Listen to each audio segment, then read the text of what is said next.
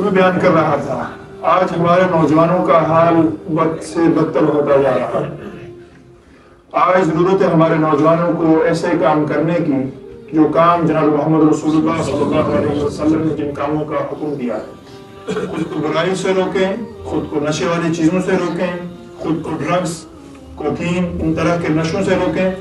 اگر چاہتے ہیں ہماری آنے والی زندگی اچھے سے گزرے، ہماری جو آنے والی لائف ہے وہ اچھے سے گزرے، ہمارا فیوچر برائٹ ہو، تو وہ کام کریں جو کام کرنے کا حکم جناب محمد رسول اللہ صلی اللہ علیہ وسلم نے کیا۔ لیکن افسوس کی بات ہے ہمارا نوجوان اس بات کو سمجھنے کے لیے تیار نہیں۔ وہ کام کر رہا ہے جو کام اللہ نے بتائے، رسول نے بتائے، ان کے علاوہ ہٹ کے کوئی کام کر رہا ہے۔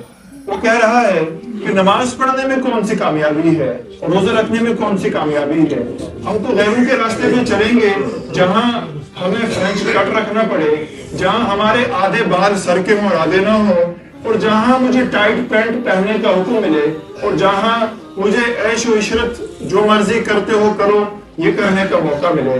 اللہ کی قسم ان راستوں میں کامیابی نہیں، خدا کی قسم ان راستوں میں ہمیشہ ناکامی رہے گی، ان راستوں میں کبھی کامیابی نہیں رہ سکتی۔ قرآن کریم واضح طور پر ارشاد کر رہا ہے وَالْعَصْرِ إِنَّ الْإِنسَانَ لَفِي خُسْرٍ، انسان خسارے میں ہے۔ کامیاب کون ہے؟ جس نے اللہ اور اس کے رسول کی اطاعت کی، جس نے اللہ اور اس کے رسول کی فرمانبرداری کی۔ ہمارے یہاں بزرگ حضرات بیٹھے ہیں، ان کو پتا ہے پہلے زمانے میں انہوں نے مزدوری کی، محنت مزدوری کر کر اپنے بچوں کو پڑھایا۔ آج ان کا بچہ کوئی ٹیچر ہے، کوئی ڈاکٹر ہے، کوئی آرمی میں ہے یا کوئی پولیس میں ہے، وہ اچھی پوسٹ میں ہے، یا جب یہ دیکھتے ہیں تو بڑے خوش ہوتے ہیں کہ اللہ کا شکر ہے ہم نے اس وقت اپنے بچوں کو پڑھایا۔ لیکن بعض نہیں پڑھا پائے کسی مصروفیت کی وجہ سے، یا پیسے کی تنگی کی وجہ سے، یا کسی اور وجہ سے، لیکن وہ اپنے بچوں کو اس بات کی ضرور تلقین کرتے ہیں ہم یہ کام نہیں کر سکے، تم نے یہ کام کرنا ہے، تم کل کو جا کر اچھی کسی پوسٹ پہ جاؤ، ہمارا نام روشن ہو۔ لیکن آج کے نوجوانوں کو یہ بات سمجھ آتی نہیں۔ وہ کہتے ہیں والد صاحب کی جیب سے پیسے آ رہے ہیں تو مجھے مل رہے ہیں، میں عیش کر لوں جتنا کر سکتا ہوں، والدہ کی جیب سے پیسے نکل جاتے ہیں تو کافی ہیں، لیکن وہ اس بات کو سمجھ نہیں رہے یہ عیش چند روزہ ہے، یہ ہماری زندگی چند روزہ ہے۔ اپنے فیوچر کے بارے میں سوچیں، اپنے برائٹ فیوچر کے بارے میں سوچیں کہ ہمیں کل جا کر کیا کرنا ہے۔ کل جا کر ان کی ایک زندگی آنے والی ہے جس میں بہت ساری چیزیں ہوں گی، اور اللہ آپ کی وہ زندگی سب کی اچھی کرے۔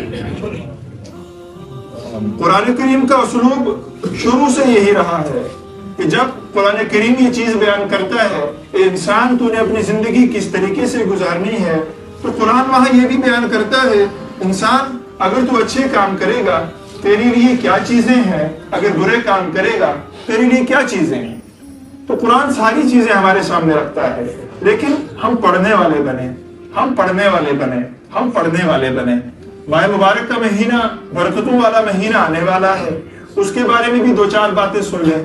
آج سے ایک عزم ارادہ کر لیں، اپنا ایک ٹائم ٹیبل سیٹ کر لیں کہ ماہ مبارک میں ہم نے کیا کیا کام کرنے ہیں۔